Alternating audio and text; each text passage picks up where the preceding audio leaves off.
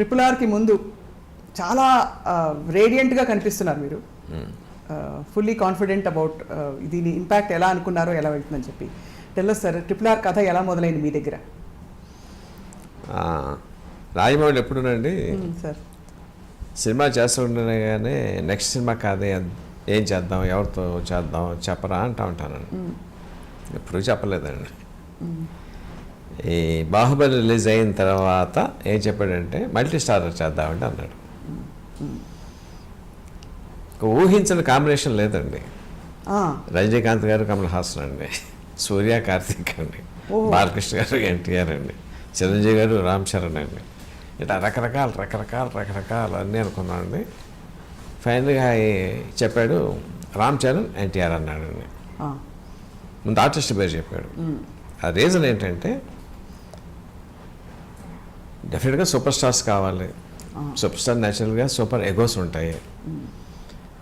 అది ఒక ఏడాది నుంచి 2 ఏళ్ల పాటు వాళ్ళని ఎక్కడ బిగినింగ్ రోజు ఎలా ఉందో ఎండింగ్ రోజు కూడా అదే మెయింటైన్ చేయాలంటే unless he has a personal equation with them apart from the respect what he commands in the field ఉంటే తప్ప ఈ కాంట్ వెయిట్.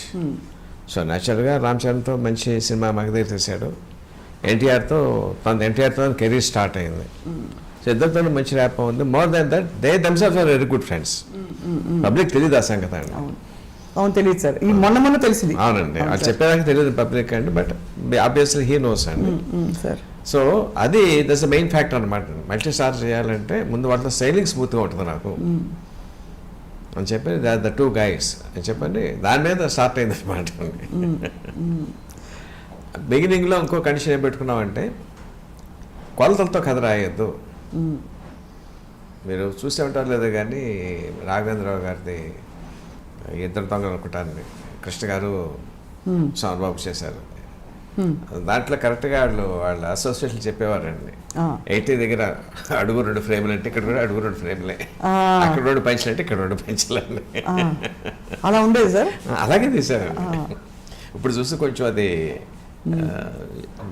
నవ్వులాట కింద ఉంటుందండి. అవును అవును sir. So first part of course you have to keep the factor that they are super stars. వాళ్ళ తాలూకు image అక్కడ దెబ్బతినకూడదు, వాళ్ళ దాన్ని ఎన్హాన్స్ చేసి ఉండాలి. అలాగే అని చెప్పండి ప్రతిసారి కూడా అతను ఏదో అంటే ఏదో కౌంటర్ అనాలి, అసలు మా ఫార్ములా తీసేద్దాం. Let the story dominate.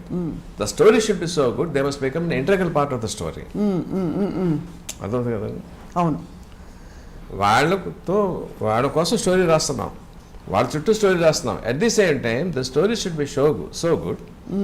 వాళ్ళ దాంట్లో పాత్రలు దాంట్లో ఒదిగిపోవాలి తప్ప వాళ్ళు విడిగా కనిపించకూడదండి. ఇన్ఫ్యాక్ట్ నాకు సినిమా చూసిన తర్వాత కూడా నాకు అదే అనిపించిందండి. అంటే లైక్ ఎలాగనిపించింది అంటే, సో ప్రతిసారి I use to wonder how it is happening. అంటే ముందు ఈ బిల్డప్ మామూలుగా రజనీకాంత్ గారు స్క్రీన్ మీదకి వచ్చారనుకోండి, సూపర్ స్టార్ SUPERS అక్షరాలు పడతాయి కదండి, మ్యూజిక్ పడి అవి లేవండి. యాక్చువల్గా హీరో కాస్ట్ ఎలివేషన్ అంతా ఉందో దాంట్లోనూ, బట్ అది లేదన్నమాట అండి. నాకు సినిమా చూసి ప్రతిసారికి ఏమనిపించిందంటే వీళ్ళు సూపర్ స్టార్సే కదా, ఏంటి ఇట్లా ఉన్నాయి దీంట్లో ఒదిగిపోయారు ఏంటంటే నాకు ఒక విజన్ కనిపిస్తూ ఉండేదండి. చిరంజీవి గారి దగ్గర రామ్ చరణ్ పక్కన ఉన్నాడు అనుకోండి, వాట్ విల్ హిస్ బిహేవియర్, తండ్రి పట్ల గౌరవం, వినయం, శ్రద్ధ. At the same time father knows that is super star, he himself is that is super star. అలా ఎన్టీఆర్ గారు హరికృష్ణ గారు పక్కన ఉన్నారనుకోండి, ఆయన ప్రవర్తన ఎలా ఉంటుంది? That's the same body language I have seen in the movie. నాకు అనిపించిందండి, I never talk to them. Cinema చూసిన తర్వాత that's the respect they give to the story.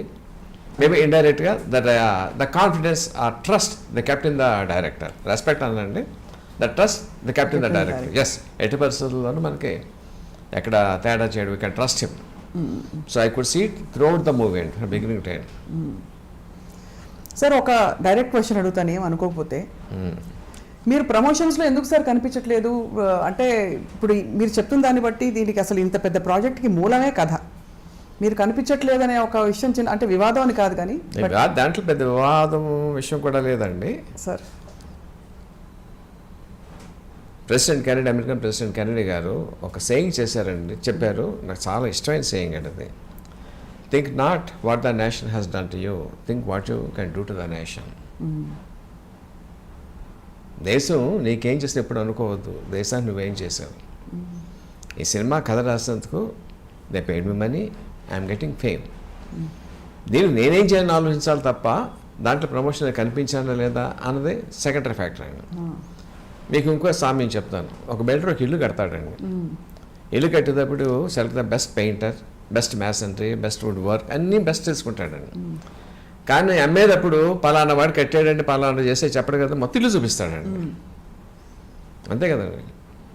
So cinema తయారు చేయడం ఒక పద్ధతి అండి, ఒక ఫేజ్ అండి. ఆ ఫేజ్లో ప్రతి ఈ స్టెప్లో నేను ఉన్నానండి. అంటే కథ అనుకున్న దగ్గర నుంచి అఫ్కోర్స్ కథ నా దగ్గర స్టార్ట్ అయింది. ఆ తర్వాత ఆర్టిస్టులు ఎలా అనుకుంటున్నాం, ఏ చిన్న చిన్న సలహాలండి. ఆ తర్వాత ఏదైనా సెట్ ఇంపార్టెంట్ సీన్స్ తీసుకెళ్ళి ఎక్స్ప్లెయిన్ చేసేవాడు, ఇలా చేద్దాం అనుకుంటున్నాను, ఏదైనా తోస్తే చెప్పేవాడు. రష్ ఎప్పుడప్పుడు చూపించాడండి, ఎటు కూడా చూపించి ఏమైనా సలహాలు అడుగుతాడండి, ఏమైనా చెప్తారని చెప్పని final copy work everything is there. Once the product is there, then the marketing team steps in. The marketing team thinks that my presence would help in the marketing, definitely would have asked me. Right. So, అంత తప్పించి దాంట్లో ఇంకేమీ sub టెక్స్ట్లు ఏమి లేవండి దాంట్లోనండి. అంతే ఏం లేవు. కానీ అంటే ఇక్కడ మీకు సందర్భం వచ్చింది కాబట్టి సార్, మీ అబ్బాయికి మీరు సినిమా కథ రాయడానికి బయట కథ రాయడానికి వ్యత్యాసం ఉందా? రెండు మీకు జస్ట్ మీ క్రాఫ్ట్ మీరు బయట పెడుతున్నారంటారా సార్? అంటే బయట వాళ్ళు తిట్టుకోవడానికి ఉంటుందండి, ఇది తిట్టుకోవడానికి ఉంటుంది, అదొకటే తేడా అండి. Okay sir. ఎలా సార్, చిన్న ఉదాహరణ కూడా ఇస్తే మేము ఇంకా సంతోషపడతాం. I can't use cuss words. Right. బయట వాళ్ళని తిట్టుకోవచ్చా సార్? తిట్టుకోలేమా? అంటే మీకు తెలుసు యూజువల్గా ఏం తిట్లు వస్తాయో తెలుసు కదా, నోట ఉంటాను. అవునవును. దాంట్లో నేనే ఉంటాను. క్షమించాలి. అర్థమైంది సార్, అర్థమైంది.